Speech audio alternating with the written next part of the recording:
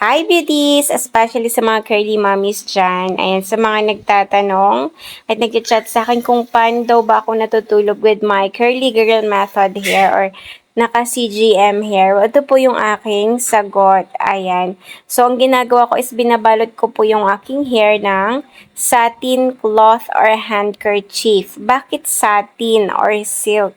Kasi meron itong smooth texture na nakakatulong para ma-prevent or mabawasan yung friction every time na nararab yung ating hair sa ating pillow. Ayan. So, mahalaga din na meron tayong satin na pillowcase. Ayan. So, in that way, mamimaintain din natin yung texture ng ating curl. Hindi siya magkaroon ng freeze or hindi siya freezy pagising natin. So, ito lang yung ginagawa ko para protected ang ating curls. Ayan. Thank you so much sa lahat ng nanonood at patuloy na nanonood. Maraming salamat. Stay pretty. Bye.